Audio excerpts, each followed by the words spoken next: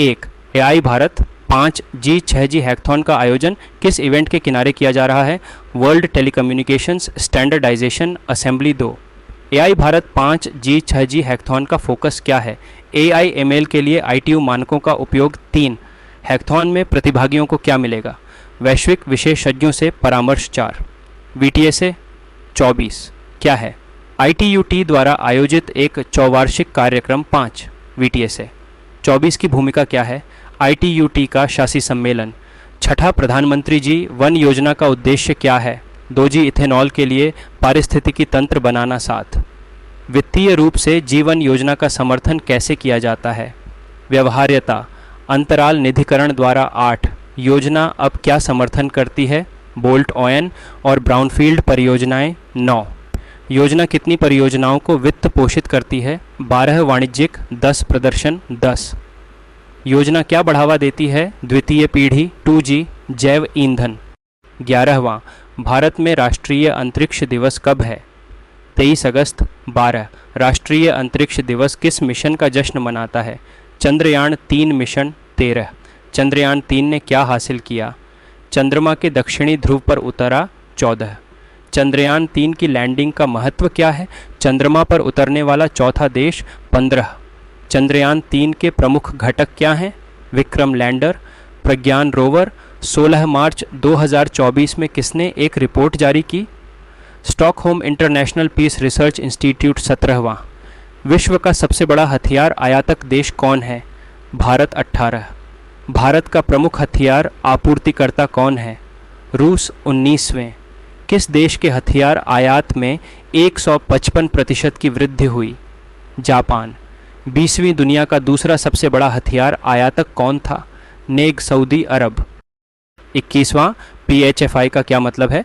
Public health foundation of India. 22, PHFI ने वैश्विक स्तर पर कौन सी रैंक हासिल की? दूसरा स्थान। 23, सार्वजनिक स्वास्थ्य शैक्षणिक रैंकिंग किस संस्थान ने प्रकाशित की? International journal of public health. 24, PHFI किस मापदंड में उत्कृष्ट था? गुणवत्ता। 25, PHAR में किस संस्थान ने पहला स्थान प्राप्त किया? London school of hygiene and tropical medicine. 26, Pench tiger reserve ने कौन सी स्थिति प्राप्त की? भारत का पहला dark sky park. 27, dark sky park को कौन सा संगठन बढ़ावा देता है? अंतर्राष्ट्रीय खगोलीय संघ। 28, डार्क स्काई पार्क प्रमाणन का फोकस क्या है? प्रकाश नीति और शिक्षा। 29, पेंच टाइगर रिजर्व किन राज्यों में फैला है? मध्य प्रदेश और महाराष्ट्र। 30वें, पहल का उद्देश्य क्या है? नेगेटिव प्रकाश प्रदूषण से लड़ना। 31वीं डकार रैली चरण जीतने वाले पहले भारतीय कौन बने? हरीत नोआह। 22, हरीत नोआह किस टीम के लिए सवारी करते हैं? शेर को TVS रैली फैक्ट्री। 33, हरीत नोआह ने किस चरण में जीत हासिल की? रैली 2 वर्ग में चरण 8। 34, हरीत नोआह का जन्म कहाँ हुआ था? जर्मनी। 35वीं डकार रैली किसके लिए जानी जाती है? ऑफ रोड धीरज चुनौतियाँ। 36, प्रणब माय फादर पुस्तक किसने PM मोदी को भेंट की? शर्मिष्ठा मुखर्जी। 37, प्रणब माय फादर के लेखक कौन हैं? शर्मिष्ठा मुखर्जी। 38, पुस्तक किसका दृष्टिकोण प्रदान करती है? बेटी का दृष्टिकोण। 39, PM मोदी ने प्रणब मुखर्जी के बारे में क्या याद किया? यादगार बातचीत। 40वें, पुस्तक में प्रणब मुखर्जी के कौन से गुण दर्शाए गए हैं? महानता, बुद्धिमत्ता, बौद्धिक गहराई। 41वां, बांग्लादेश के प्रधानमंत्री के रूप में 5वां कार्यकाल किसने जीता? शेख हसीना। 42, शेख हसीना किस पार्टी से हैं? अवामी लीग पार्टी। 43वीं, हसीना की पार्टी ने कितनी सीटें जीतीं? 200 सीटें। 44वीं, हसीना की 2024 की चुनाव जीत क्या चिह्नित करती है? 5वां कार्यकाल लगातार चौथा। 45, बांग्लादेश के चुनावों का बहिष्कार किसने किया? Bangladesh Nationalist Party BNP। 46वें गोल्डन ग्लोब अवार्ड्स कब आयोजित किए गए? 8 जनवरी 2024। 47, सर्वश्रेष्ठ मोशन पिक्चर ड्रामा किसने जीता? ओपेनहाइमर। 48वीं, किस फिल्म ने सर्वश्रेष्ठ मोशन पिक्चर एनिमेटेड का पुरस्कार जीता? The Boy and the Heron. 49वां, सर्वश्रेष्ठ निर्देशक मोशन पिक्चर का पुरस्कार किसने जीता? Christopher Nolan.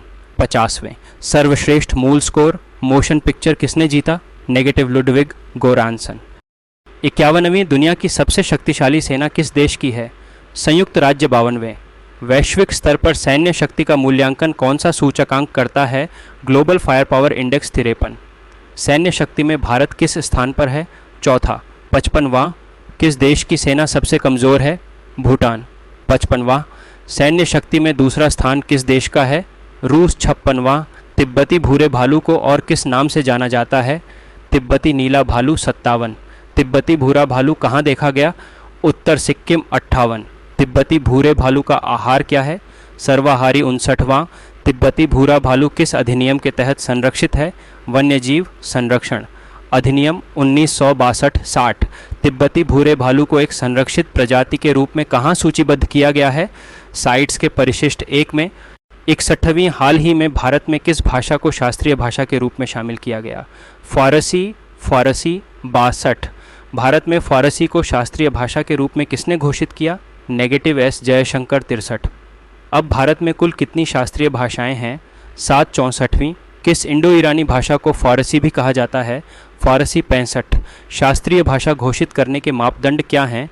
1500 से 2000 वर्षों का दर्ज इतिहास। 66 गगनयान मिशन के लिए इसरो ने कौन सा ऐप विकसित किया? सखी। 67 सखी ऐप का उद्देश्य क्या है? अंतरिक्ष यात्रियों की सहायता करना। 68वीं सखी ऐप क्या कार्य क्षमता प्रदान करता है? तकनीकी जानकारी तक पहुंच। 69वां अंतरिक्ष यात्रियों के लिए ऐप क्या निगरानी करता है? स्वास्थ्य। 70वीं सखी ऐप अंतरिक्ष यात्रियों को क्या बनाए रखने में मदद करता है? नेगेटिव पृथ्वी से संपर्क। 71वां भारत निर्वाचन आयोग द्वारा लॉन्च किए गए मोबाइल एप्लीकेशन को क्या कहा जाता है? अपने उम्मीदवार को जाने। केसी। बट्टा 72 केसी ऐप मतदाताओं को क्या जानकारी प्रदान करता है? उम्मीदवारों के आपराधिक रिकॉर्ड। 73 KYC ऐप किस प्लेटफॉर्म पर उपलब्ध है? एंड्रॉयड और iOS। 74 उम्मीदवारों की पृष्ठभूमि के बारे में मतदाता जागरूकता के महत्व पर किसने जोर दिया? राजीव कुमार। 75 KYC ऐप का मुख्य लक्ष्य क्या है? पारदर्शिता और जवाबदेही को बढ़ावा देना। 76 IPL का रिकॉर्ड तोड़ने वाली टीम कौन थी? सनराइजर्स हैदराबाद। 77 सनराइजर्स हैदराबाद द्वारा बनाया गया सबसे बड़ा स्कोर क्या था? 277/377 सनराइजर्स हैदराबाद ने किस टीम के खिलाफ रिकॉर्ड बनाया? मुंबई इंडियंस। 79 पिछला रिकॉर्ड किस टीम के पास था? Royal Challengers Bangalore. 80 IPL का पिछला सबसे बड़ा स्कोर क्या था? -263/5 81वां संगम डिजिटल ट्विन पहल का पहला नेटवर्किंग इवेंट कहां आयोजित हुआ? IIT दिल्ली। 62 संगम डिजिटल ट्विन पहल का इवेंट कब हुआ? 18 से 19 जून 2024। 83 संगम डिजिटल ट्विन पहल का आयोजन किसने किया? दूरसंचार विभाग। DOT। 84 संगम डिजिटल ट्विन पहल का फोकस क्या था? अभिनव डिजिटल समाधान। 85 वास्तविक दुनिया की समस्याओं के समाधान के लिए डेटा के उपयोग के महत्व पर किसने प्रकाश डाला? नेक डॉक्टर नीरज मित्तल। 66वीं ICO परिषद के अध्यक्ष कौन हैं? सल्वाटोर सियाकचितानो। 87 भारत एशिया प्रशांत मंत्री स्तरीय सम्मेलन की मेज़बानी कब करेगा? 11 और 12 सितंबर। 88 ICO के कितने सदस्य राज्य सम्मेलन में भाग लेंगे? 39 सदस्य राज्य। 79 पहला एशिया प्रशांत मंत्री स्तरीय सम्मेलन कहां आयोजित हुआ? बीजिंग। 90 ICO की भूमिका क्या है? नेगेटिव अंतर्राष्ट्रीय हवाई यात्रा विनियमों का मानकीकरण। 91 भारत का पहला विदेशी जन औषधि केंद्र कहां उद्घाटन किया गया? मॉरिशस। 92 मॉरिशस में जन औषधि केंद्र का उद्घाटन किसने किया? विदेश मंत्री जयशंकर। 93 मॉरिशस में उद्घाटन समारोह में कौन से प्रधानमंत्री उपस्थित थे? प्रधानमंत्री प्रविंद कुमार जगन्नाथ। 94 मॉरिशस में जन औषधि केंद्र का उद्देश्य क्या है? सस्ती मेड इन इंडिया दवाएं उपलब्ध कराना। 95 ग्रैंड बॉयस क्षेत्र में इस सुविधा से कितने लोगों को सेवा प्रदान करने की उम्मीद है? लगभग 16,000 लोग। 99 इंडिया AI मिशन का कुल बजट क्या है? 10,370 करोड़ रुपए। 97 इंडिया AI मिशन कितने GPU की खरीद कर रहा है? 1000 GPUs। 99 इंडिया AI मिशन की एक प्रमुख आवश्यकता क्या है? डेटा स्थानीयकरण। 99 इंडिया AI मिशन का लक्ष्य क्या है?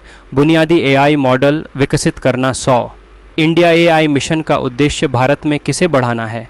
नेगेटिव AI कंप्यूटिंग क्षमता।